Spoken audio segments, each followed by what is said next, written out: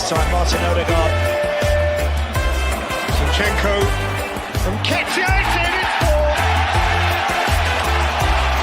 Martinelli tiptoeing in. Predatory, perfect.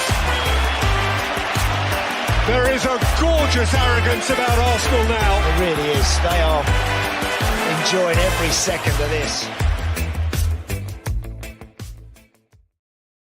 Hello and welcome to Not Another Arsenal Podcast, aka the Hector Bellerin of Arsenal Podcast. My name is Mike Hers, your host. As you can tell, we're a little bit rusty. Back to podcast night before Thanksgiving here in the U.S. I'm not quite sure what our counterparts over the pond do on Thanksgiving. I don't know if that's a thing over there. I really doubt it, but we wanted to squeeze the podcast in real quick. We wanted to talk about the North London Derby, obviously, because it was a massive win. It's 4-1. It's always good to get a leg up. I think the club had a little bit of a redemption arc, referring to the Tifo. And, of course, today's massive game versus Bayern Munich. Not a lot of rotating. We anticipated some, but Mikel Arteta, in his typical fashion, all gas, no brakes, continues to go on, chug along, riding them wheels off. Two-man show tonight, just me and my good mate, Kelly. Chris, we're starting to suspect that might be Tottenham in disguise because he's gone eerily quiet the weekend. So we're starting to be a little bit worried about him.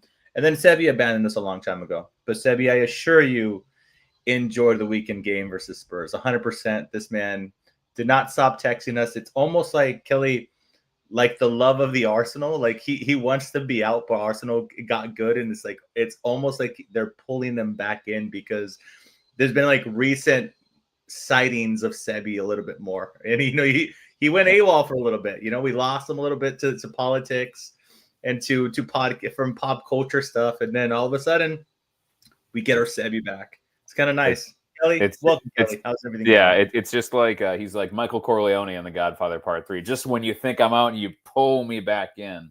But the hope is this season doesn't end in a hilarious murdery failure at the end like The Godfather Part 3 did.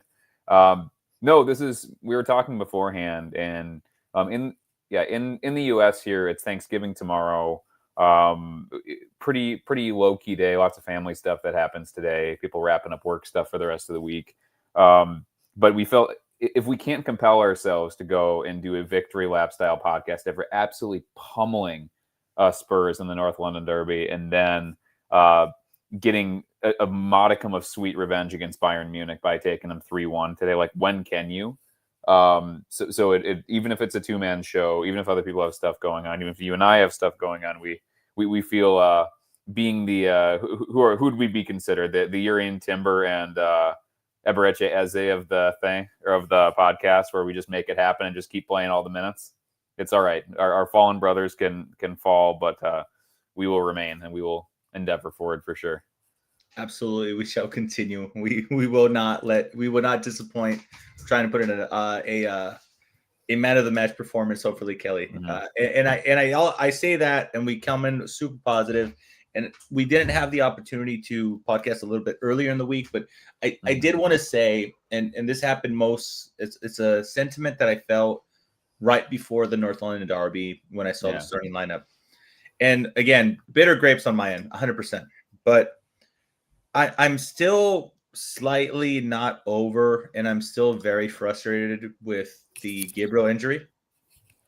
And I just wanted to mention, like, I think it's worse contrast with what Carlo Ancelotti did because of the statement that Gattuso made, saying, like, hey, it would be irresponsible of me to play him. It wouldn't be fair to Arsenal, verbatim. And you got Carlo Ancelotti that says that he had warmed up separately and still decided to play him. And for all the counter arguments that I keep on hearing, Kelly, the whole idea that like players want to play for the international game, I absolutely accept that. That they want to stay in the manager's good grace, I absolutely accept that. So if it's coming from the player as the manager, as the responsible, as the grown-up in the room, you do not need to see Gabriel Magalhaes play a friendly to prove to you at this stage of his career that he's good enough to be in the Brazilian in the squad. So negligent, I don't know, is the best word I could use. I'm starting off on a low. I promise you guys we're going to go up from here. But I just wanted to share that frustration. We're doing fantastic. Incapie played brilliant and had a lot of clearances versus Spurs. And I mean, Lord knows they were lumping in those boxes. Mosquera played brilliantly today versus Bayern Munich. Thank goodness for the quality and depth that we currently have. It's been outstanding. Our left wing, just when we're getting two back, one goes out. But it's just a little bit of frustration I wanted to get out of my chest because we didn't have the opportunity to speak about it in the other podcast. And I still can't believe that he went down in this manner just because it's so unfathomable to me that the manager knew he was on load management and still chose to play him. I do not understand what Carlito was thinking at that day. What's crazy too is that it's Brazil too, so it's like not like they're not replete with options, and a lot of times in international friendlies, and you're seeing this we're seeing this a lot in our region. So between Canada, the U.S., and Mexico, that we're hosting the World Cup, so they're all in automatically. So all this international break stuff is friendlies. So you're seeing all three of those countries bring people up from domestic leagues. They're playing more. They don't have to worry about qualifying because with host status, they're already qualified. Now I don't know what the status is of Brazil, but I don't understand. You'd think that you'd want to keep him healthy for the actual qualification and not be doing international friendlies. I just don't understand the point of that. And I mean, you've been pretty firm on this for a long time. It's like we get why you do it, but at some point you need to prioritize your career and the people who pay you. And Gabriel Jesus was again tearing up trees here, and he pushed himself and played injured in the international break or at the World Cup mid-season, and it's completely fucked his career is completely sideways now because it led to an extended injury layoff, which led to another injury, and we're just going round and round and round. So I agree with you. I don't think there's any reason for it, and I also agree that the fitness staff and the coach and the management of the international teams need to be reasonable and sensible. And with Gattuso too, I'm sure it's selfishly he wants to have this player for me for other matches, right? And it goes a long way to have the cooperation of the clubs and the agents and these players if you treat them with respect and you treat them like humans and not just robots that you're going to throw out there. It's because you want to. And because that, look what happened to Ben White in the English national setup when you say no. What happens? You're banished. You're banished forever. So if the manager tells you you're going to play, you have to play, and you don't really want to be refusing call-ups either. And knowing where he's been at, and he still had the big hamstring injury last year and everything, it's just super silly to me, and it's a waste. And it's probably going to be probably going to be like a 2-monther groin. It looks like. Yeah, I think they kept on saying. 6 to 8 weeks, so it's more or less right around there. But yeah, the concept. A lot of the pushback that I saw online was they don't want to not be in the good grace of the manager. And I generally, with the experience that this guy has in at the highest level of football, everything he did as a player for Milan, everything he's done as a manager for Chelsea, Real Madrid, Milan. If a player can't have an honest conversation with you and say physically I'm not 100%, and you're going to be like, that's it, motherfucker, you've lost your spot. I feel like that's really fucked up to put a player in that position, because the player is going to play, and I'm not going to even argue it. I understand prioritizing the club. We're club supporters more than international football supporters, mostly because of the country in which we were born in and the country that we have to support. Admittedly. Yeah. But I do think it's kind of a fucked up situation if you're an international manager to be like, no, mofo, you play. Or, I don't know about your spot, and you're aware that he's on load management. Yeah. I just think it's a really screwed up kind of dynamic between the player and the manager in that point. Yeah, we don't know the conversations that took place. There's a lot of speculation, but the simple fact that he warmed up on his own and he was documented to be on load management, I just thought it was a silly decision and very, very, unnecessary. And Alan in the live chat pointed out Brazil already qualified before this friendly.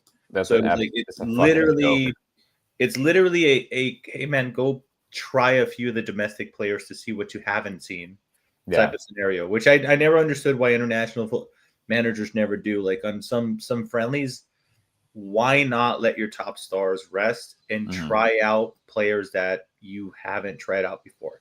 And as much as I'd loathe to be like complimentary of Pochettino or the U.S. national team, like because they'd already qualified because of host status, like they tried out a bunch of people. There's a 19-year-old right back that against Uruguay had a brace and looks fucking unreal, and he's getting all this run.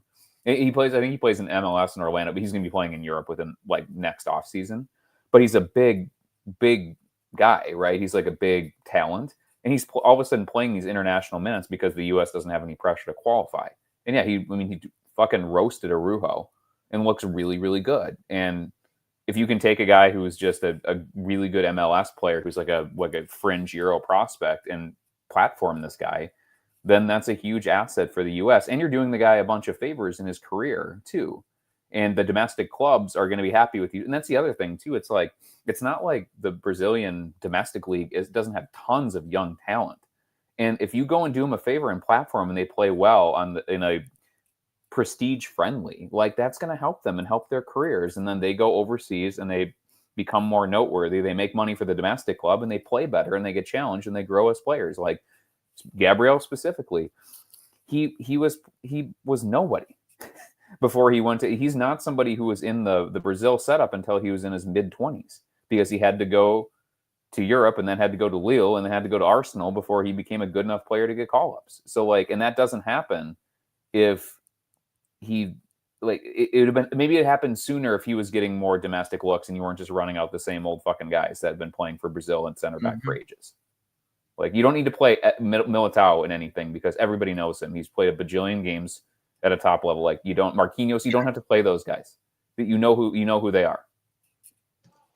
Boom. Yeah, exactly that. Sporty J says late bloomer. Yeah, no kidding. Yeah, I mean, between Lille and he played in Russia or Ukraine, one of the two countries. I can't remember which one. Yeah, but he had a loan over there, and then Lille again and Arsenal come picked him up. So interesting.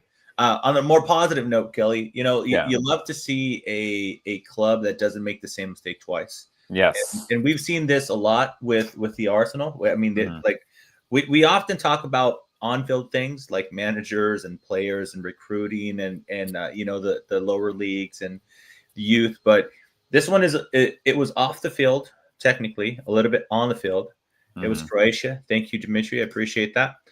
But the tifo, that there was a lot of things that was said. Obviously, we were the laughingstock of social media. For those of you who care and anybody that cares about being mocked, it was kind of a bad look that a club the stature of the Arsenal rolled out essentially what a banner was, right? Yeah.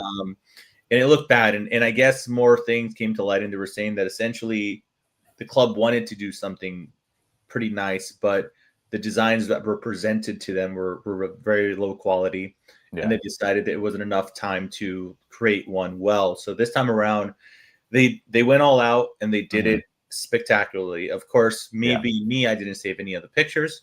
Anybody that's listening to the podcast, I'm absolutely sure you've seen the tifo, but remarkable. We saw a few back, behind the scenes pictures, Kelly. Yeah, the fans putting it together. The fact that they put Sol Campbell at the very tippity top, amazing. Talk about the cherry on top of the cake, man. Just the absolute piss take about that. How thrilled are you? I'm going to say, not only the tifo and how much you like the atmosphere that it was created, but the reaction of the club, just knowing that they let the fans down, and they corrected their actions, so to say. And in the words of the great movie Dumb and Dumber, totally redeemed themselves. You got up and totally redeemed yourself. Yeah, I think it's there's a self-awareness that's happened in the last 6 months, specifically, and really the last couple of seasons with Arsenal. And I you don't know the specific dynamics there, but I think it's pretty clear that Josh is in more control of things now. I think there's always rumors that Arsenal is really kind of his project now, whereas like Stan, who's I think in his 80s now, has really been more concerned domestically and specifically with the LA Rams. And this really does feel like doing the tifo thing, reclaim it, kind of keeping it under wraps, and then doing something absolutely spectacular. I mean, it looks like the type of like thing that you see in the really like Polish domestic derbies and like the Eastern European derbies and everything, and in Italy, like really, really kind of cool, artistic, really direct. And it was not politically correct, not like soft and fluffy, like a real intimidating tifo designed to spark genuine atmosphere and engagement and create a real kind of danger in the atmosphere and almost an antagonism in the atmosphere. Mhm. And that, I'm sorry, but in the Premier League with billionaire American owners, and it can get pretty sterile and it can get pretty corporate. So I give them a ton of credit for, one, recognizing and again having the chin to be like, okay, we fucked this up last time, and we're just going to go all out. And again, picking a perfect design, the kind of the perfect mix of being refined and being edgy with Campbell there, and integrating the current and former players, like, and having the pyro, like. You can't, when that thing is getting raised, the roof is blowing off of that place. Yes, absolutely. And you know the players are just going like, holy shit, like this is it. And I do, if we would have just done nothing, we probably still batter Tottenham, but like you could see by how they played and kind of how that started. Spurs wanted no part of this at all, none. And when the Emirates goes and just gets gas poured on it right before like that, like. It's going to be hard enough, and you just hear, I'm sure the noise is deafening. You just go, oh, fuck, really? Like, we got this going now? Like, they're treating this November derby as like the Champions League final now? But that's what you want to do, and that's how you engage with atmosphere. And I think, and again, the good thing is that off the pitch, on the pitch, this type of stuff, there appears to be an awful lot of self-awareness and a want and a desire to invest to do better. And that's all we can ask. And I think a lot of our status anxiety came from the idea that we were kind of happy being where we were at. And it's like, we're doing good enough is good enough. And I think maybe this is another kind of a maybe like a semi-tangible representation of like, no, like we are going to level up specifically here. And we're going to take something that was weakness before, and we're going to turn it into a strength directly. And we're not just going to do it quietly and kind of hide it from you and hope it works out. We're going to go and just plant it right there in the middle and have it be a big thing that's right on the nose. And I think that's a boldness and a courage that is super encouraging. And again, I'm floating, man. This has been a great week. So like, It's been brilliant, dude. Yeah. Like I can wax poetic about all this, but like it's fucking awesome, man. It's really, really cool, really intimidating. And it just was the first, like, the spark that lit this fucking bomb that went off in Emirates. Footballistically, obviously, I shouldn't be saying that in the modern world, but like, it was just the energy was just radiating through it, and it's like we're gonna fucking kill them, as Declan Rice mentioned actually later on. That was caught in the hot mic. People been banned for less than that. Okay. Yeah, for real, man. Sorry. According to Twitter. The atmosphere was great, and I could only imagine what the Spurs players were thinking. Like you said, they weren't expecting it. They didn't want any of the smoke. And then I just thought to myself, man, imagine being Thomas Frank, who set up your team to play with 4 defenders, two midfielders, defensive midfielders, and essentially play a 4-4-1, and just going into the game essentially admitting, hey, we're not here to actually score against you. We're here to hold on for our dear lives and do a smash and grab. So it's not only the atmosphere that's set up, it's that thing that you and I and Chris always say about like we're gaining that whole winning the games down the tunnel thing that's going on. And just like it must have been a horrible experience for a Spurs player, just knowing that you're being instructed to go on there to hold on for your dear life because the tactic is our manager is telling us that we're not good enough to go toe to toe with you. Yeah. Going in extremely defensive. So, you're going to spend a lot of time in the low block, and it worked for, 20, 30 minutes. Mm-hmm. And then hearing the atmosphere, it was just an all around horrible night to be a Spurs supporter. I would assume just watching the negative lineup, horrible night to be a Spurs player. And it paid dividends. Sooner or later, we kept on knocking on the door. I will say, Kelly, the only thing that could have made this atmosphere better had Declan Rice scored minute 2. God. Because that prolonged, like it gave us a little period of like nerve, so to say, that we continued to knock on the door and it wasn't happening for us, right? Yeah. But 2 minutes into the game, Eze with an absolute beauty of a scoop pass, legitimately reminded me of like prime Xavi from Barcelona. He did that shit so much with Messi. Just the scoop. He was like notorious for the scoop pass. And to see Eze pull it off, Declan Rice run in and just catch it on the volley. If that shit would have gone in minute 2, I don't care to assume, but like the score would have been something even potentially more ridiculous than what it was already at. So shout out to him. We started off hot. Again, like Spurs offered almost nothing. I forgot, if I'm not mistaken, Kelly, you could remind me. I know that the stats were floating around. Spurs ended up with 0.00 for the first half. Yeah, XG. I think they didn't attempt a shot in the first half. I don't think. You absolutely love to see it. Yeah, it's one of those things where it's just like, I mean, you look at the lineup too. Like, truly, they played a back 3, and they had Polina and Bentancur, who are two holder destroyers at the same time. And they had Kudos and Odegaard, and I don't understand that. In fact, Odegaard is like an NPC footballer. Like, I don't understand how a club that spent that much money on players has Wilson Odegaard starting in a meaningful game. And then again, Richarlison, he literally had the best goal of his career later on, but like is really a try-hard merchant. Like he's a very, very well compensated, inflated, like lower mid-table type of striker. And it was very clear that they were just going to bunker and try to counter out.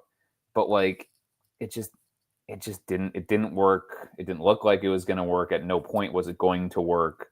It just, the lack of quality and intent was just all over this match. And like, even when they started kicking, like they couldn't even do that very well, which is crazy to me because of the type of players that they had on the pitch. But like, it just, again, I was kind of interested, like how like Thomas Frank was pilloried, but I do think that there's some like merit to that. Like everybody's bitching about all these managers, but like it really did feel like we were playing against a lower mid-table team. Like this is what you'd think that if you're going to go and play Burnley, it would be like this. Yes. And so I don't know, man. Like it's one of those matches where usually we're just like shitting bricks when the derby's happening, but like outside of just a little bit of blah ball or just kind of keeping the ball and moving around and just kind of knocking it long if they press and kind of managing the game. I mean, it got more boring at times before anything. I wasn't like worried. It wasn't like anybody's flashing across and it's like, oh my God, they're so like they just didn't touch the ball. They didn't progress into our thirds. They didn't even try to. It was just bizarre. Boring's a solid word for it. I think that's what it was. I might have actually said that in the back channel, or if not the other group that you and I share, but I was like, I think I mentioned something like at this point I could just take a nap, or I think I said I should have stayed asleep in the first 30 minutes because it was like, other than the tifo, that's what I tweeted.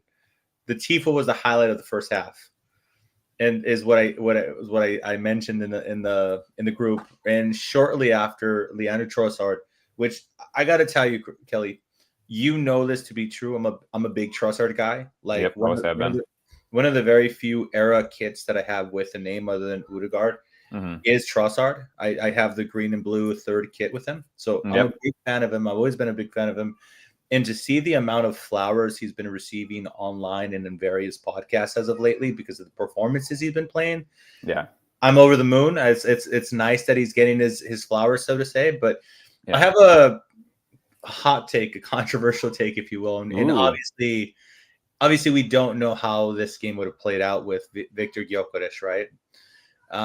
And it's funny because normally when we see Mikel Merino at striker, we're like, okay, not ideal, but he has enough credit in the bank in which you see him and you don't assume it's like a wasted spot. Yeah, he's proven more than enough. But my hot take here is Mikel Merino or Kai Havertz would have suited this game substantially more than Victor Gyökeres. So by having Gyökeres available and healthy, my hot take is it might have hindered us a little bit. So are you taking that one? Am I crazy or am I on to something here, Kelly? No, I'm accepting that full-fledged, and I'm going to tell you why. Like what this I think might be the trick for Arsenal to unlock deep blocks. So like the thing that Marino does well, and again he'd be frustrating because he's not always occupying those kind of striker spaces, but it only works because Marino is a really weird and unique player, right? So Marino does two things. He's incredibly threatening from set pieces and crosses, and is a good box finisher if it happens to fall from the box, right? So he's not a total like when you play a false nine and they're not a box presence at all, they help you get the ball up the pitch, but they can't do anything because they're just swallowed up when the ball gets there. And that's not Marino. Like he's really, really good. I mean, today aside, I guess he's a really good header of the ball, and he's a bizarrely good quick finisher, and an accurate finisher. So he is dangerous in the box. It takes him a while to get there, and he's not very crafty, but you can't ignore him on the back post for headers, and you can't ignore him on pullbacks because he's going to smash the ball in the net. And so you got to be aware of him and where he's going to. But when you have somebody like Trossard, who's positionally versatile, and Saka, who loves to attack in, like he'll come back and sit, and then Declan Rice will. At some point, you'll have Declan Rice, Lando Trossard, and Saka all ahead of him. And if he comes back and checks, and they're sitting in a deep block, like the first goal was just him having a ton of time on the ball. Like he just lost the João Palhinha and Bentancur, and was sitting there and was able to put his foot on the ball. Like remember, like an Alexis used to go and put the foot on the ball, and they were so afraid of him running past him that he'd check back onto the ball, and he was like really good about clipping balls to the back post and like that. That's kind of what he does from a different type of pass, where he's really good at putting his foot on the ball and passing through balls. And it was a great run off the back shoulder again, which is hysterical because it's between Romero and Van de Ven, who are supposedly, as Spurs fans will tell you, are the two best defenders on the world, even though they concede 8,000 fucking goals, hands down, from every game state ever. And then it was like a kind of a typical Trossard kind of jammy finish, but like you put yourself in that position by just understanding what's going on. And that's the other thing too about sitting in deep blocks. You are reactive. You're telling the other club that you're going to be. You're telling your players that you're going to be reactive. You're not the protagonist. You are going to sit back and wait. And so everybody's a half a step slow. And because Arsenal are engaged and have purpose and are the protagonists, we are making them react to us. And if you move fast enough, you move precise enough, it doesn't matter if you're in a good structure because you can't catch up to it. And that's why elite clubs don't play that way usually. You can be cagey. And again, we'll get to this with Bayern today. Like, you can be cagey, but you're not just playing. You're not playing two banks of five and sitting there and saying, "Okay, we're just going to stand here and not try," because we're working. We've seen enough of these type of situations this season where this group of players, and it's a really big and talented group with a lot of varied skills, are figuring out how to pick the lock now. And I think that was this match specifically was Arsenal like very successfully picking the lock, and without any set pieces either, and without that kind of like we're trying to pick the lock, but you have a bazooka. It kind of doesn't matter how fucking tricky you are because you can just blast the door off its hinges, and that wasn't the case here. It was just a bunch of like veteran technical players with a lot of minutes. Like again, we're talking about. I mean, Eze, Zubimendi, Trossard, Marino, like these are the guys in their late 20s and 30.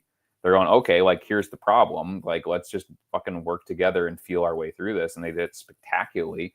And it doesn't matter how fast Mickey Van de Ven can run or how nasty Christian Romero can be or how cynical and blocky Bentancur and Palhinha are. If you just, they're still reacting. They're still going to be a half a step slow. So if you execute and do what you should do, fucking okay, cool. I don't care how much you're going to kick me. You're not going to be able to catch me. I'm going to shoot it. The ball is going to be in the goal by the time you try to hack me down. So like, what the fuck are you going to do? Yeah, absolutely. We'll talk about Eze right now, but I'm just going to throw the Richarlison goal in between all of this chaos because Eze, well, for one, his 3 goals were extremely similar. And then, so I figured, but the Richarlison thing, it was for the most part this was like the concessions online where it was a blunder from Zubimendi. Why it was exactly where he would be in any other circumstance. He wasn't expecting anybody to lose the ball at that time. I don't think anybody was expecting Zubimendi, including himself, to lose the ball in the manner that he did. Ball bounces spectacularly well right in front of Richarlison. Bentancur couldn't pass the ball to Richarlison that good, and you know, it was a good goal. It was, you know, hey, not a lot of pressure on. At that point, the game was already 3-0, and he was like, Yeah. fuck it, I'm going to have a shot.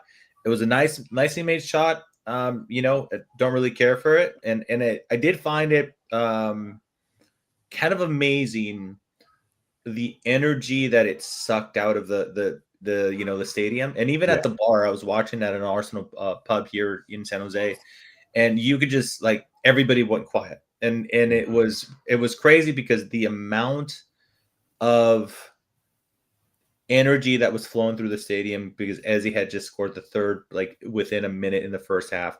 We were still well in control. There was nothing to indicate that Spurs was going to make a comeback, and yet still knocked the wind out of everybody. Yeah. And it seemed like the fourth goal was haha, back to celebrating type of thing. Almost like it took the gloss. You know, like I made the joke in the bar where like, we conceded. I'm sick to my stomach. Yeah. And then you're like, ill, we conceded. We're not supposed to do that. I feel like it was almost like it's took a, you know, kind of like a life of its own, the whole clean sheet thing, so to say, Kelly. But less about Richarlison the best. Let's talk about Eze. The manner in which he signed for the club, the fact that the counterpart that said that all the Spurs fans pivoted to saying that was better than Eze was on the bench because their manager was too afraid to actually attack. He got bodied by Declan Rice, of course. Yeah. The manner in which he celebrated the goals, which was borderline just laughing. You know, and Arsblog mentioned a great thing where like he's the greatest advertisement to God there is. Yeah, seriously. If he did in fact pray for a hat trick, which I would. But by the way, side note here, I've always found it funny when an athlete says, "I prayed for this," and I'm like, I feel like God has other priorities on his list. But you go on, Eze, go on and do that. But is it, you know, a confirmation bias or recency biases right now, Kelly? But like, I really do generally feel like Eze is kind of getting to a little bit of a groove. Like he's finding a little bit more understanding. He's letting himself a little bit more loose. Prior to this, I think there was already a few people were kind of questioning, so to say, like, hey man, you know, he floats in and out of games a lot, but you'd be hard pressed to find a player on the offensive side of things that was more involved than Eze for both the Spurs games and the Bayern Munich game. It was absolutely insane, just brilliant. And the manner in which he arrived at our club, I think the story kind of writes itself. Like, you know, Spurs is generally the gift that keeps on giving when it comes to online banter, because like, holy shit, for the first time since 1978, one of our players scores a hat trick, and of course it had to be the player that I literally went to bed for a nap that day, upset because Kai Havertz was out for 4 months. And being bantered by Spurs fans, and I woke up to Eze signed for Arsenal. It was the best fucking nap of my life, Kelly. Oh my gosh, yeah, it's one of those things that my observation after the second goal, I think I said in our back channel, that is such an Arsenal fan reaction to that, where he's going like, you can't, like he's almost tearing up and going like, I can't believe this is happening. And this is something like, Eze is 27 years old. He's accomplished a lot. He just had the game-winning goal in the FA Cup and won the first silverware for Crystal Palace in like 6 decades. Like, this is an accomplished England international. And you could see that he was just, it was like he was one of us, because he is one of us. I mean, he's a great footballer, but he's a fan. And doing that for the club that you love at home against the heated rival, like, you can't. There are great athletes that have illustrious careers that never have that type of moment, never have a hat trick at home for your boyhood club. It just doesn't happen. And so I think sometimes you, again, is somebody who is like, and when we kind of talk, like, there's a pretty sizable like Christian contingent like within the club. And I think that there is power that people pull from their faith. And I think that was a situation where it's like, whether you call it, whether you're manifesting it because you got a vision board, right, and you think happy thoughts, or you meditate on it, or you're like Joe Rogan and you're in one of those fucking float things and you think about what you want to be, or you pray on it. whatever it is, when you envision something great and you're being in a position to go and make it happen, and then you do everything you can that does happen. I think that there's a natural elevation to your physical and spiritual self that can get you to places where you don't think that you would be on your own. You need to have, there's something about the human experience that happens when all of those things kind of fall in line. And in that moment, specifically after he scored the second goal, it was just like, it feels like we are all kind of there with him, right? When he's looking up in the crowd. And that's something that's cool. And that's something that you remember too. And in professional football, for that moment for him, and kind of going to the third goal too at the beginning of the half, like for that to resonate through the world, to us in America and everything, to like be living this Arsenal fan's dream through him, is something that's really, really cool and that we'll always remember. But it also is like the point. Remember when Arteta took over this project, it was a really kind of a soulless, like, embarrassment kind of for the status and history. It was so rough. I think, yeah. So I think we're kind of, because this was built kind of tediously brick by brick, and we kind of acted as if we had this elite culture for a while, and now it really feels like this week at least, and we'll see what happens on Saturday, because Chelsea's a good club. They're in second place right now, and it's at Chelsea. But this week is kind of like the tangible reward for like prioritizing culture and people and creating a spirit and camaraderie and connection and with the fan. Like that moment, isn't it? The tifo doesn't happen without the Arteta prioritizing the connection to the fans in this interview. And that happened 6 years ago. So like, it's easy to go into cornball and go into kind of histrionics about it, but like from a less esoteric point of view, the reason why he is here, Eze is here, one, because he loves the club, so he made it happen to come here, but more specifically because he is a decisive moments attacker, that when he gets in the box, things slow down and he can calmly finish into side netting. So even like Vicario's a really good shot stopper, and he made good saves in this match, including to stop Eze from getting a fourth, which again, I think the roof would have come off that stadium if he hits four. Vicario's terrible with his feet, and he kicked the ball to us about 50 times because he sucks with his feet, but he's a really good shot stopper. And he gave all three of his goals, there was no chance that Vicario could save it. There was such pace, such technique, whip, into side netting, away from him. Good luck to you. And that's just, but here's the other thing too with Mike, with injury, like Odegaard can't do what Eze just did. And Eze it wasn't the easiest run for him to get up to speed, but he was doing a ton of the defensive work and all the tracking back and everything. And so doing that unlocks your ability to stay engaged and create turnovers for him to get touches in that kind of zone 14 and attack and do the things he does best, which is make decisive goal contributing actions directly towards the goal. And that's just, again, that's kind of, I mean, I don't know what Arteta does when he gets home this week. He's got to sit there with like a glass of like $1,000 scotch and just like nod to himself quietly on his like beautiful leather couch, like just being like everything. Remember when his wife said that she was worried about him during the pandemic when she like went home to Spain, she came back and he was like living like a hermit and there was just paper all over the walls and he was like living like a crack dealer. It feels like that's what he was envisioning when he was scribbling notes in the lockdown in 2020 in his room. I feel like this is what he wanted to have, is this. Definitely, this is what he was aiming for. I could only assume he went back home and told his wife, I had a good day, but Zubimendi ruined everything for me. We conceded. So I can say it. One thing I wanted to bring about Eze is just the manner in which he takes off the shots and how quick he gets the shots off, the power of the shots. It's kind of a unique quality in players. I can't think of a lot of players that get shots off that quick.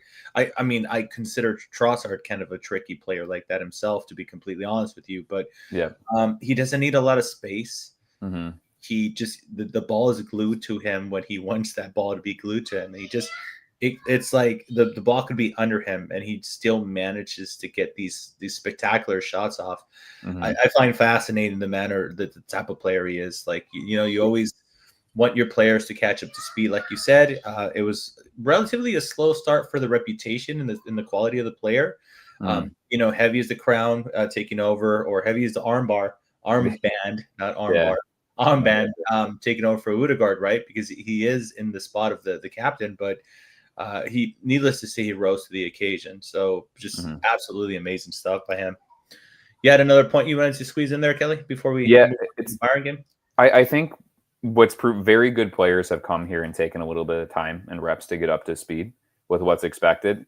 And even at a place like Crystal Palace, who I think they have a phenomenal manager, and they have a really effective 3-5-2 system, or 3-5-1-1 there that's really well drilled, and they're good defensively. I think Arsenal are unique in their level of talent, in the expectation of playing two ways. I don't think that most other elite clubs that have the level of talent that we do have one-way players and specialists. And Arsenal is one of the rare clubs that really, you have to do it all. And from somebody who's been kind of a prestige 10 coming in and playing truly like a box-to-box 8 and having that defensive response, it just takes a little time to be locked in. And I think it takes time physically to lock in. And even a player like Declan Rice, who is... It always takes them a month to get going because of the pure amount of work you have to put in to do that type of stuff both ways. It takes time, and that's the reason why these guys, when we're recruiting and hitting on these players, why a lot of them take a month, 2 months to go and settle in and hit their top form, because you just have to play in the system, go two ways, stretch your legs, get strong, get locked in. There's a mental and physical intensity to how we play that I don't think is particularly common among elite clubs, and I don't think it's particularly common. We ask our very highly paid superstars to do a lot more unflattering work. Like this week they were talking like Vinny Jr. It's like, oh, Arsenal should get Vinny Jr. It's like, that motherfucker, his own teammates would have all of his shit packed and on the curb in about 90 minutes into the first training session, because that guy wants to run when he's about 25 yards from goal, and that's it. Otherwise, he's just fucking complaining. Like, that guy, and we'll talk about this now because we'll get in the Bayern games. I'm waxing poetic so much, but like, what was the gripe with Madueke? He's a luxury player. He just wants to dance around on it. And look what he did today. Like, culture matters. And like, Arteta for some reason was really convinced that he'd get Madueke to be a two-way player, and like, oh shit, he's been here for 3 months, and all of a sudden he's this two-way demon who's like all he wants to do is give everything for the club. And like, again, Vinny Jr., you can't accommodate somebody like that that's only in it for himself, like that boycotts the Ballon d'Or ceremony because he didn't get enough votes. Like, anyway, sorry, I digress. No. We'll bleed into the other one. It's Spuddy J says it the best. Says, if you don't track back, you're dead to Mikel Arteta. He'll kill you. Yeah, he doesn't like losing duels, as we all know. But just because you mentioned in Madueke, I wanted to say that even if you go back and watch the first 2-3 Gyökeres games versus the last 2-3, he's dropping deeper. He's he's putting more work. I'm like, when in the hell did he have to do any of this in Portugal? No, not throughout his entire career, dude. So in this whole time, you know what I was thinking? Like, man, Harry Kane would have stride in his prime under Mikel Arteta if this is what he wants. Because for all the Spurs history that he has, that man has a lot of work ethic. He drops really deep. He works for the team. He would have been a fantastic pickup at one point if he hadn't left. But I digress. I digress a lot on that one. But I think you're right though. Like, this is the place to go if you are a super talent and you don't mind working and you are that motivates you and that draws the best out of you. Like, Arteta has proven, like, for all people slam on Arteta and like he's corny and all this other stuff, like, he gets really, really talented, almost to like aloof players to really get in the system and hold, like Trossard. Like, he had a fallout with his manager mid-season, and it was basically like, fuck you, I'm leaving. And what does he do? He comes here and he's like one of the hardest workers out there. And even when he's crabby not getting in the team, he gives everything. I mean, he gave his hamstring today for the shirt. And what happens? We just replace him with another guy who has a bad reputation, who just gives everything for the shirt immediately after. But here's the thing though, too. if you can identify talent and who wants to win, people will change how they play to fit in. And I think that the culture is when you have culture, your cultural leaders on the team are Big Gabby and Declan Rice and Martin Odegaard and like these guys who will die for the team and never ever stop. These are just Terminator athletes. You know that it's time to get in line and you do what you're supposed to do. Otherwise, you don't see the field, and they don't give a fuck how much you cost. And that's a cool thing to be a part of. And I think I understand we're not a singularity, but again, I think in that kind of top 4 to 6 bracket, it's kind of like you. This is gonna be that. It's like almost like you injected elite money into like scrappy Diego Simeone, like Diego Simeone, like 2010 Atletico Madrid, right? You take that like I'm like I don't care if you kill me, I'm going to strangle you right before you strangle me, like that type of like absolute like psycho work ethic with 100 million pound players, right? And like elite footballers. If you splice that investment and that talent with that kind of like very, very difficult to repeat, again, like almost like cult-like adherence to work rate and suffering, then you might get something special. And it feels like we might be around in the corner of that. They all, and this is not a disrespect to Gabriel Martinelli, but it's just because of where he came from. You would think they all came from 4th division Brazil. Yeah. They just all have a chip on the shoulder. You know what I mean? Like they all want to work as if like, no, this might be my only opportunity to be at a big club. Like they're all just completely bought in.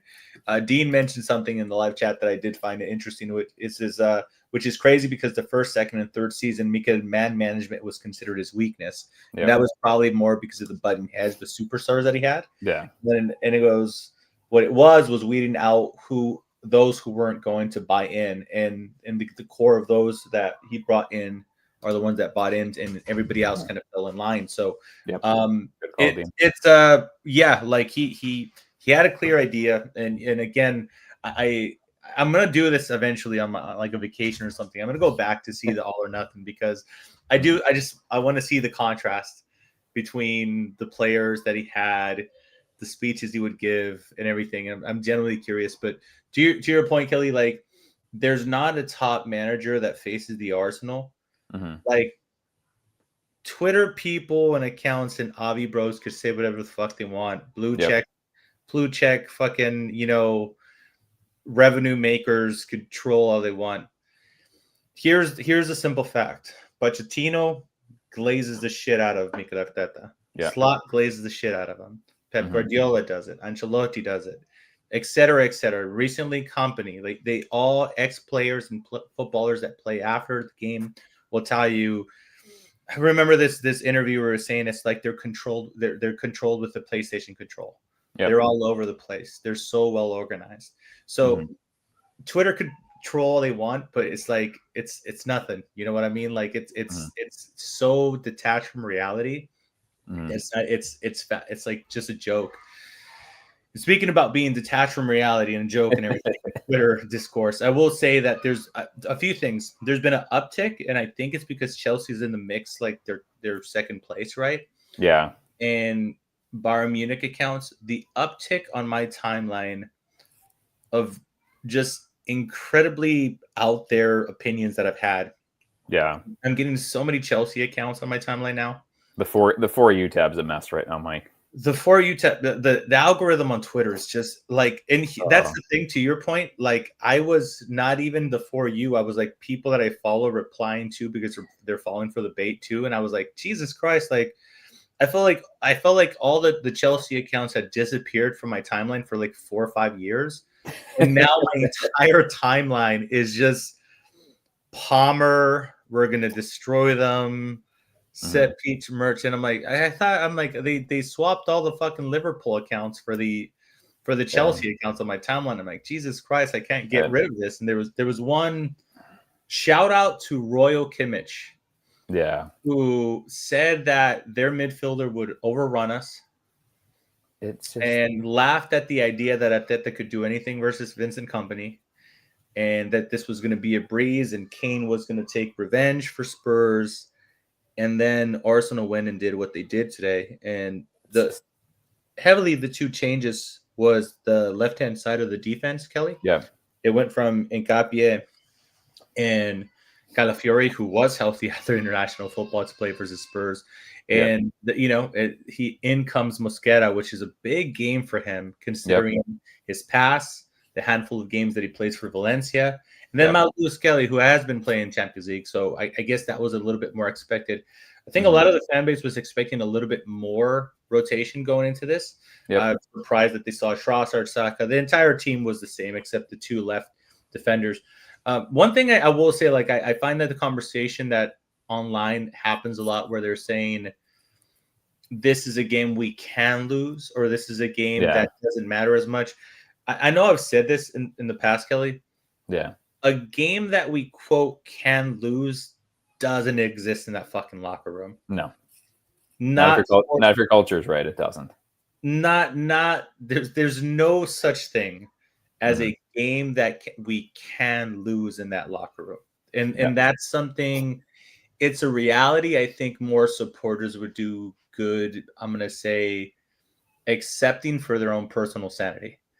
Because if you're generally thinking in January, when we're most likely going to be qualified to the next group phase of the Champions League, and we're going to go visit Inter Milan at the San Siro, if you're generally thinking you're going to see Waneri, Dauman, whatever, I don't think you're going to see it, dude. I think you're going to see Saka and Odegaard and Gyökeres. You know what I mean? So, like, the online discourse about rotation, I think, like, in theory it sounds good, but there's no throwaway games. And again, I think literally Mikel Arteta would rather have tired players on Sunday and an injured Trossard than to have lost this game.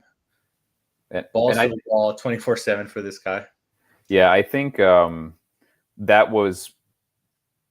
shows kind of in retrospect, it shows a continuity between like Berta and him too, is that Arteta would rather have, instead of like doing what Liverpool did, which is like buy these elite kind of first choice superstars and then leave other things short. Like Arteta just wants a bunch of really good versatile players. That was the goal, and that's what we did. Like we did not buy it, to the extent that it was even an option. We did not pursue Alexander Isak for 120 million. We got Gyökeres for 50 something or 60 because we could also get Christian Mosquera and Nani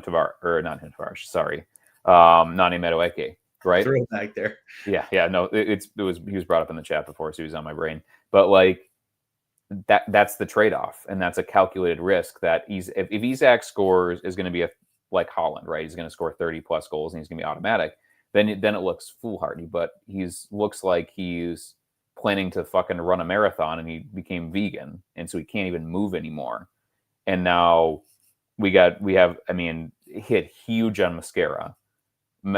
Madueke is engaged and locked in to a degree that he's never been before. And Gyökeres is playing really well before he got injured, and it doesn't sound like it's gonna be a long injury. So like, if you ask Liverpool, who'd you rather have, Gyökeres, Madueke, and Mosquera or Isak? I think that Fenway Sports Group would break your fucking arm off to shake that hand and make that trade right now. But again, that's why it helps again when you're joined up and you understand. Like that was the plan, was to have a really high level depth so that they continue playing the style they wanted to play multiple times. And that's like something that, as we kind of get into this game, and my own kind of rambling is probably compressed a little bit of the Bayern game here, but like the plan was to take Saka off at like 65 minutes, so we did it. Right? Like that's and that's even when the plan was not to have Trossard get hurt after 25 minutes and have Madueke already be in. And we were still able to go, no, it's like, no, we're at home. We have the run of these motherfuckers. Like, we're good. Just make the switch. We got it. And those guys come on like foaming at the mouth to get ready and kill them. And that's, I don't know. It's things are going well. And so I don't want to get too far over my ski tips here, but yeah, as it's delicious on social media right now. If you do follow that like For You tab right now, you can absolutely stick the boots in. And I know that I'm giving these fuckers like I know I'm getting them impressions, and I know that I'm making them like 1/1000th of a penny every time I play, but it feels so good. I just post that Ben White meme from training last week. That was just this. And just do that every time you go back at this posted 6 hours ago, and it's just something, it's like, we're just going to cut through the midfield. It's like, nobody cuts through our midfield, though. So you're not going to. Like, you have Conrad Leimer playing left back, for fuck's sake. Like, stop acting like you're this. You play against, like fucking Wolfsburg, which is basically like an Arsenal U21 level. I also think that legitimately with Bayern Munich right now, they are impacted that they don't play fucking anybody. And it's not even like there's a Leverkusen to push them. The next second through fifth place in the Bundesliga fucking stinks. They're like Burnley. And again, I watch Dortmund. They suck. If we play Borussia Dortmund in a meaningful match, it'll be 6 XG. They fucking suck, and they're like in third place. They haven't recovered from Ten Hag. Oh my god! Like they cannot. It's hard to stay sharp. They are not required to play real football enough. No, they're not. And again, I understand that Luis Diaz not being there hurts because he's been excellent, but Luis Diaz will not do against Arsenal what Luis Diaz does against the mid-table Bundesliga. Yeah, I can't stress enough. Like a Madueke went there, he would be on 10 goals and 5 assists already in the Bundesliga right now. If he was plucked out of Arteta's system and was just dropped onto Bayern Munich, he would have an obscene output because it just doesn't require anything of you. Like, I don't know. Remember Serie A, Christian Pulisic's one of the best players in Serie A. So, like, if that gives you any indication of what it's like on the continent and the difference between the top of the Premier League and La Liga and the other leagues. Few American players I like more than Christian Pulisic currently. I could tell you that much for free. He's in rare form. That's for sure. He's fucking awesome in that league, but league. No, that's fair, dude. In that league is a very honest opinion to have. I think that's the true. Yeah. I will say that. So on the Timber goal, Neuer had a little bit of a mare, in my opinion. Mm-hmm. I think he's sought out contact, found contact. Yeah. Started wobbling, thought he was going to get a call. Nobody cared. Timber scored. Now, very basic set piece, right? Whip the ball in with precision. Saka and Declan Rice do that a lot. Easy header for Timber. I'm going to bring up Timber, not so much as the goal, but I'm going to say this. I am genuinely surprised, and we were talking about the rotation. I'm genuinely surprised with either A, the amount of minutes Timber is playing, or B, the lack of minutes Ben White is playing. Because I'm fairly sure he has to be fit at this point in time. And I 100% understand that Timber is a fucking animal. He is amazing. And it just gives you the feeling that if he was injury free, if he didn't get injured for the entirety of that season, kind of makes you feel like we would have won the league. It's one of those situations. Yeah. I'm not crying, I promise. I just lost my voice there.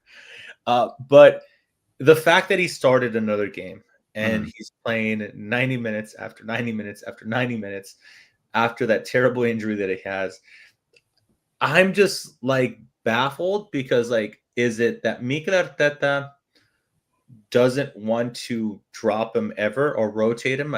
Rotate is a more appropriate word. Yeah. Or what is going on with Ben White's fitness level? Because I don't buy into the idea that he's not engaged. Yeah. At all. There's too much history. There's too much history. It's never been the personality of Ben White to say that he's there. I just generally really, and I mean really hope that it's not going to take an injury, Timber injury, in order to see Ben White. Like, sooner or later, I'm desperately just hoping to see him play. Yeah. And just say, oh no, Timber's perfectly fine. He's on the bench. Yeah. So that's just an opinion of mine that I wanted to add on. I don't know if you want to add anything to that goal. You can. If not, let's proceed to the second one. However you want to play it. No, I agree, and I'll go super fast. Yeah, Timbers, I think, the internet is now starting to talk about him as one of the best or the best fullback in the world. Yeah. And so I totally agree with you. He's had a huge minutes count, and he doesn't play it's not even like a Trent Alexander-Arnold where he kind of sits back in an armchair and pings. Like, he plays a really aggressive physical style. There's a lot of contact. He's up and around and making overlapping runs quite a bit. I agree with you. And maybe my hot take is I wouldn't be surprised to see Ben White play maybe against Chelsea. And maybe the trade-off is that, and again, like you can play Ben White for an hour and play Timber 30 minutes. The idea is there going to be is there going to be a huge drop off between what Ben White does in the first hour? And again, you hope that it's not going to be a huge drop off, but everything is going to feel like a big drop off when he's maybe the informed player in the entire world at his position right now. So no matter who plays and no matter how they play, it's going to be noticeably worse because of what the level that Timber's at now. He's playing what he is doing at right back is he's the best form fullback that I've ever seen play for Arsenal ever. There's no fullback at either side that has played at this level ever for Arsenal since I've been watching, which is a decade and a half. I love that take because it coincides with Sebi. I mentioned him earlier that he's coming back to the Arsenal, and Sebi had the hottest of takes. And this is hot take you normally hear from rival fans, right? Yeah. About this Liverpool is better than the Invincibles. This Manchester City is better than the Invincibles. Sebi sideswiped us out of nowhere. Yeah, this is something. And Sebi himself said that this current Arsenal is better than the Invincibles. And look, his love for all things French, being a Frenchman himself, and his admiration for Robert Pires is well documented on the podcast. The fact that he mentioned that, I was taken to surprise, but I could also kind of see the angle. I understand. What was it? Has Arsenal won? Am I wrong to say they've won 16 out of 17 games? It's something. I don't think it's quite that. It's something. It's something bonkers. We only lost one. We lost to that Sabazlai free kick, and then we've drawn one match, and that's been it. That we won every other match we played this season. Which, by the way, I remember there. One loss. Yeah, it's in the league at least 9 wins, 2 draws, 1 loss. You know what's funny is I remember saying that the away win at Manchester United, it wasn't convincing, but with time it was going to be proven good. Now, like the drop point versus Liverpool almost seems bad on current form Liverpool, but that was before their massive like drop off that they had, and where they wanted to murder Arne Slot apparently. I'm not going to dive into it too much. I genuinely think there's something not Jota related within that squad that is going to lead to Slot not finishing this season. Dude, I don't think he might not get to the end. Depending on what happens this weekend, he might not make the fucking Monday right now. Like, I generally think it's.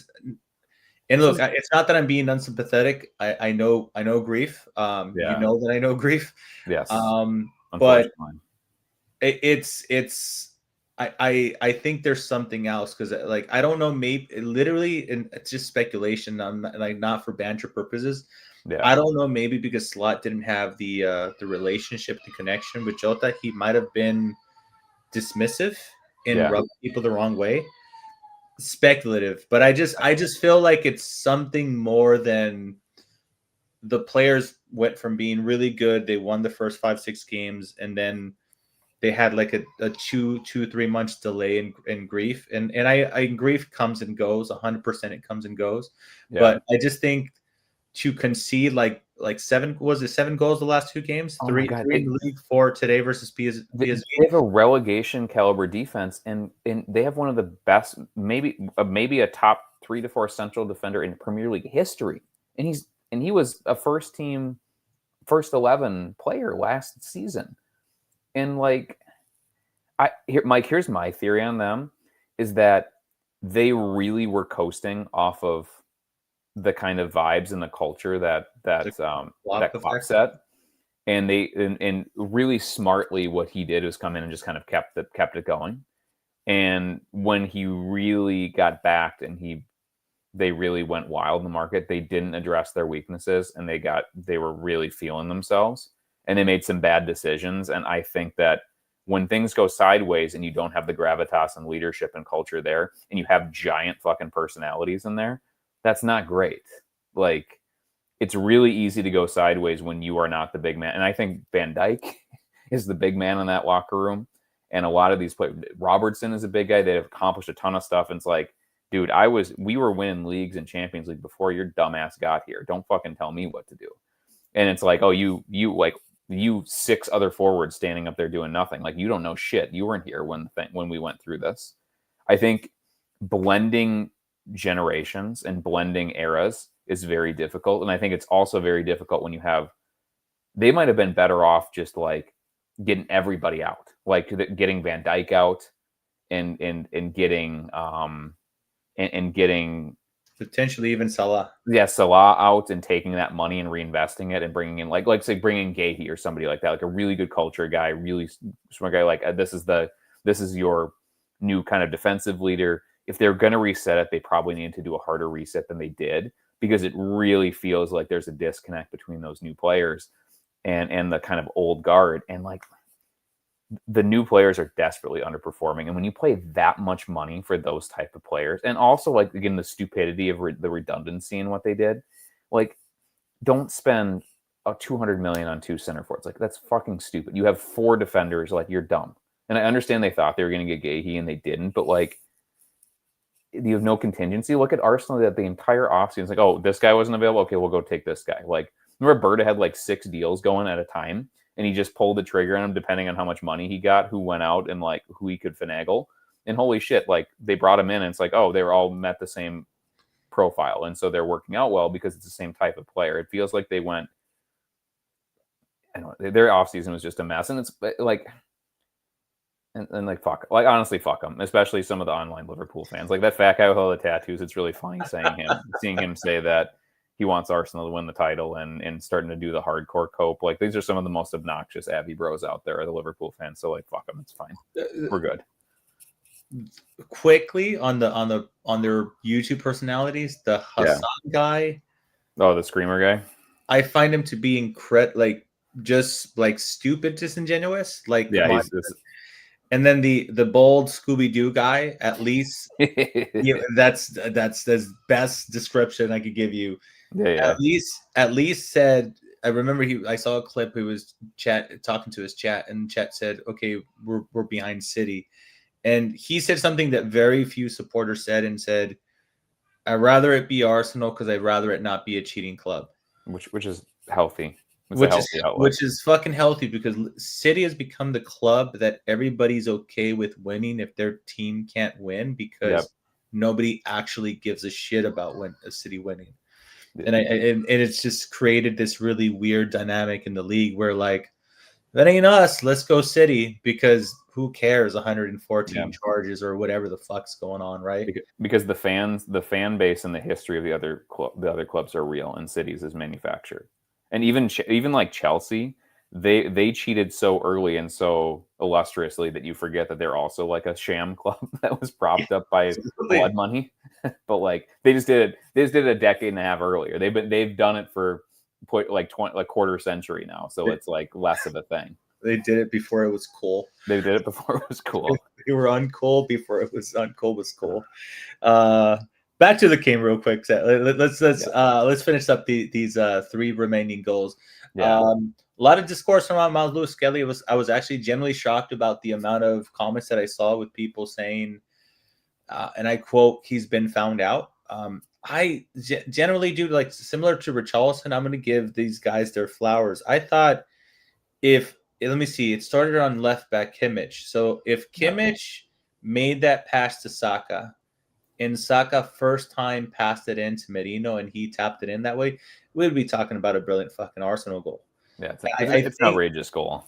It's an outrageous goal. And then I would like to say, based on the heat map that Calafiori often has, I'm pretty sure he would have also been up the pitch.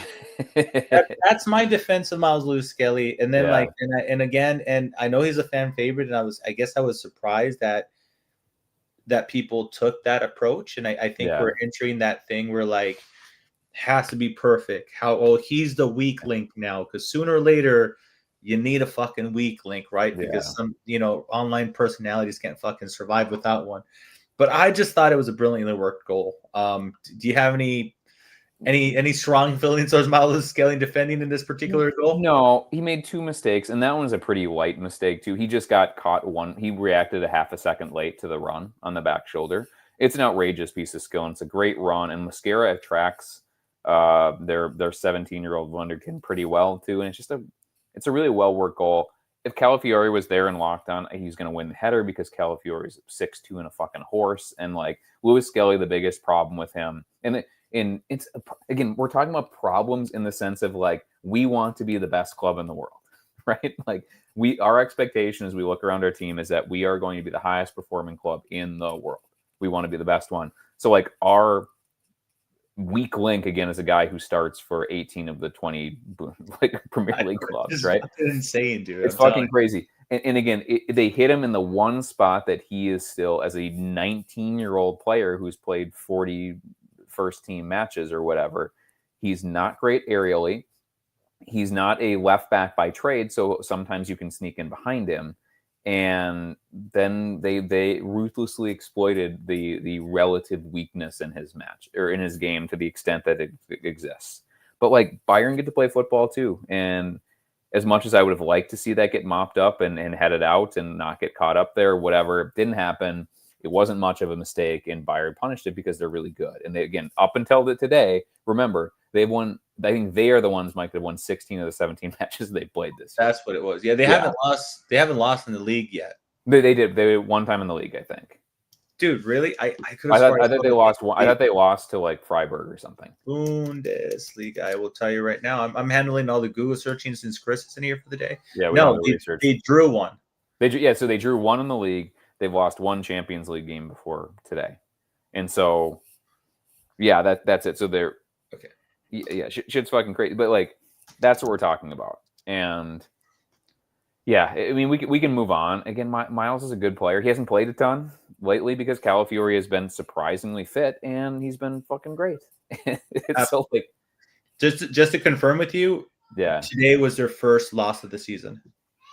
Fucking ridiculous, right? And when we absolutely took them out back and paddled them. Just absolutely paddled them, as you said. So okay, so we're more or less on the same wavelength with Miles Skelly. Another thing that Dean, aka the Chug 31 in the live chat mentioned, he's also barely played, and I do think it's so we're entering the if you're not perfect, we criticize you phase with him because this is kind of one of the things where like things are so good. I generally think it stems not from a bad place within the fan base. I generally think it comes from we can't let this opportunity slip, and I think everybody's catching up with my overly optimistic. I was saying like my prediction was I'm convinced they're gonna fucking win this. I just and I think more people are catching up to that, but now it comes with pressure. The fans are holding on a lot tighter than the players are, Mikey, to that. We are a lot more nervous than the players are. That's a great fucking way of saying it. It's kind of like, there was a lot of interviews during the preseason when they were like, yeah, we're going to go again and we're going to try to win. We're going to go again and we have to win. And we're like, please, God, don't lose again. Yeah. And I don't think pro athletes, there's a Bucks NBA player that was talking about failure and winning. Giannis Antetokounmpo. Yep. Bless you. Yes. Him. You know how pro athletes look at this type of thing. Yeah. And I generally think it's just a disconnect where how they think and how we think for the most part. We spend our time very online too, and so I think the troll and banter culture really means that exists outside of the purview of elite athletes. Like it really does. Like this is their job and this is their vocation in life is to do this. And they don't care what Johnny Bumfuck with a Enzo Fernandez profile pic with 1,200 followers from Indonesia says to you. If he goes and makes 700 posts in an hour trolling, like 100%, dude. Yeah, so they are not impacted by the same external factors that we as fans, and especially like here's the other thing, Mikey. Declan Rice has control of what happens on the pitch, and we don't. We just have to sit and watch. And so Declan Rice can go, it's like, oh fuck, that was a goal. Okay, I'm gonna go and make this right because I know I can. Well, I can't. I'm sitting here in Minnesota watching on my phone while my kids are burning down my house. Like anxiety comes from lack of ability to directly influence outcome. Anyway, sorry. Meanwhile, I'm going to continue to consume 4,000 calories a day and criticize Malu Skelly because he didn't defend that ball well enough. That's sure. where I'm. Yeah, for sure. For sure. Calafiore, Madueke had to come on for Trossard, who pulled his hammy. It kind of seemed like it, unfortunately. And perfect timing for an injury, by the way. You hate to see the injury, but thank you, Leo Trossard, for making it this far. For real. You got us a really rough patch. Madueke is already in the team. Calafiore came in, and I believe it was his very first touch. Received the ball, whipped it in, and Madueke, who I thought for a split second was playing on the left, he was on the right because it was Martinelli on the left, and he just taps it in for the very first goal for the Arsenal. Yeah, I was hoping and we were saving for the hat trick versus Chelsea, but beggars can't be choosers. Yep, it is what it is. He blew it now, so he blew it versus Bayern Munich, but it was to take the lead and to put us in a more comfortable position. Yep. The second half versus the first half was kind of like night and day. We were on them. We took full control of the game at that point. So the fact that the second one went in with ease, it was nice. Again, he celebrated like he was a second division team player at getting his first shot is something that a recurring theme in this podcast at the very least. So the culture and the attitude that the players we bring in. Yeah. That was it Saliba too that turned him around and showed his name on his back of his kit too? I think he was doing the celebration, and I think it was either Declan Rice or Saliba that turned him around to the crowd and pointed at his back, which was very cool, I thought. I didn't. I can't recall seeing it, but if there was a player that was going to do that, I 100% believe it was Saliba, because other than supporters, nobody celebrates an Arsenal goal as much as William Saliba. I'll give you that one. So he absolutely. And then look, the third goal, the Martinelli. Dude, did he miscontrol the ball and just juke the fuck out of Neuer, or did he? Because, dude, I was like, to go around him, the manner in which he did, and Neuer was fully committed. Neuer thought he was going to go to his right. The defender thought he was going to go his right, and he laps or knee the ball to the left. Like, always keep them guessing. Never let them know your next move. Perfect. Yeah, it's like it was classic Martinelli, just complete case. If he meant to do that, like, God bless him, because holy shit, he's a savant taking his first touch into space. Yeah. I'm pretty sure that he just stuck his thigh out there and chipped it, and it just happened to go perfectly. But here's the thing: when the other goalkeeper is really aggressive, like to the point where he's stupid. So Manuel Neuer is like almost exactly my age. Like, he's going to be 40 soon. He used to sweep those up when he was 28, 29, like nobody's business. He can't do that anymore. He's not as physically fast. And when you've been an elite goalkeeper for 20 years, I think you lose track of your physical capacity. And Martinelli, God bless him, that motherfucker can run really, really, really fast. Which is why whenever they do those team things, what is one skill attribute you'd take from a teammate? And whenever it goes to anybody, it's always Martinelli's pace, because he is a fucking fast bastard.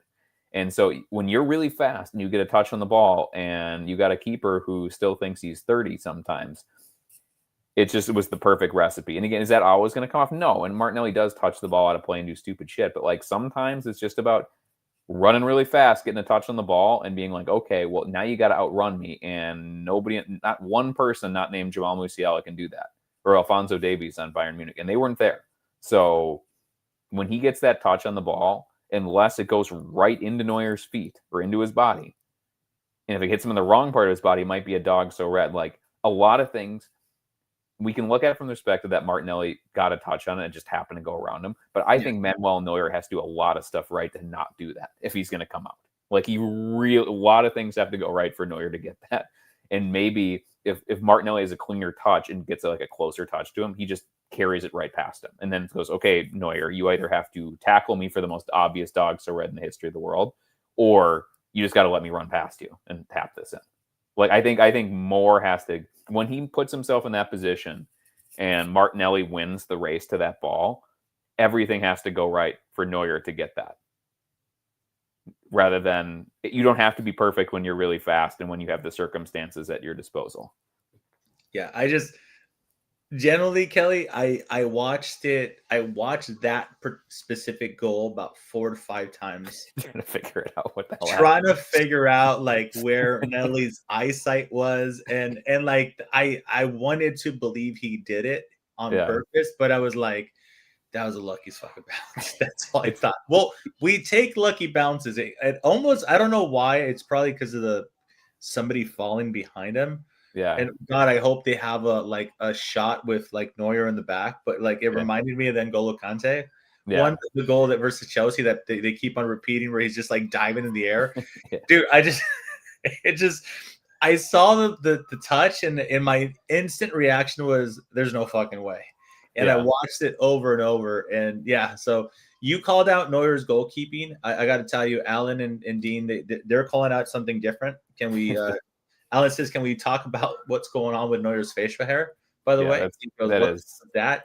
And of course, Dean says it's a really odd time to come up with the 80s porn stash. But Yeah, here I fear for his wife that he's hitting some sort of like end of career crisis if he's doing the pencil mustache now, like the John Waters mustache. I don't quite understand. And as somebody, as a fellow, like somebody severely German, like it's a pretty common trait of Germans that like there's not a lot of like facial or chest hair in our gene pool. It's like fairly common, and I can't grow anything. I could probably grow the most disgusting mustache if you gave me enough time to do it, and clearly Neuer can also, but he really shouldn't. And I think his wife needs to stop touching him until such time that he shaves that mustache, because it doesn't look good. It never was going to look good. Whatever dare he lost, like somebody needs to be like, man, the whole world's watching you, Manuel. Can you please not do that anymore? That looks stupid. And especially when you're 45 yards off your line and get your pants pulled down by a wild touch by a wacky player, like now it's really time to not make yourself look dumber with the Howard Hughes mustache. Like that's my feeling anyway. No, there's an car alarm going off outside. No, it's all good. You have an alarm going off once, and I have a 4-year-old going off throughout the entire podcast. So, but dear listeners, already used to that. They're at the point in which when they don't hear my children, that like I'll get like comments on Twitter like, "Hey, your kid's okay? Yeah, everything okay? Like, were they out for the evening?" But no, they're a staple. Yeah. Alan says maybe he was going for a Tim Selleck biopic. I like that. Please tell me you know who Tom Selleck is, right? Magnum PI. I do, because that was I don't know him from Magnum PI, but I know him from movies, because that was a time in which like my dad used to sit me down and he was a big enough star in which he's like, I know who he is. So he's from that era. So also, if I'm not mistaken, Sebi or Chris recommended a baseball movie, because I asked for recommendations, and it's like I think he's in a movie in which he leaves Major League Baseball and goes to Japan. Mr. Baseball, I think, right? They're probably, and I'm pretty sure that's him. And I remember his. So I recently watched one of his movies. So of all the movies that you watch Mr. Baseball, which is like a semi-obscure early '90s baseball movie.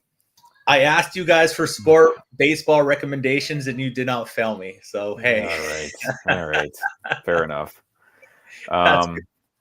Yeah, of course.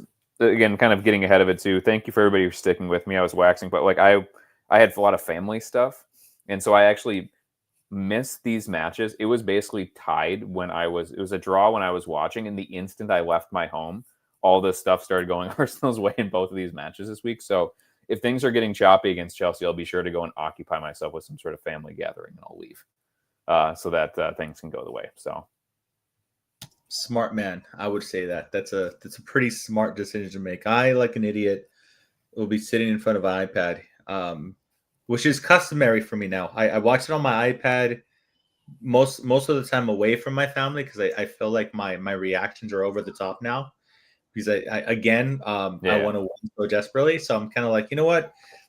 I'm going to spare my children from seeing daddy act crazy. That's what I'm going with. But yeah, that's fair. I think we're going to wrap it up there, Kelly. Thank you so much for making this happen. It was kind of like, it was a solid maybe block for the majority of the day. I wasn't sure if you were going to be able to make it back home. Reached out to two of our two people that have already been on the podcast, but unfortunately they weren't able to make it. So I'm glad that this was able to come together. And I mean, dude, one hell of a week to podcast. That is for sure. Any Americans out there that do listen to this podcast, happy Thanksgiving. Shout out to you guys. Enjoy your turkey. Really do appreciate anybody that's dropping into the live chat. I've been Mike Hurst, your host. my good mate Kelly has accompanied me tonight. Staff Metro AFC. You can find us on Spotify, YouTube, and Apple Podcasts. Thank you so much, dear listener. Till next week. Later. Right foot this time, Martin Odegaard. Zinchenko from Ketchia. Martinelli tiptoeing in. Predatory, perfect. There is a gorgeous arrogance about Arsenal now. It really is. They are enjoying every second of this.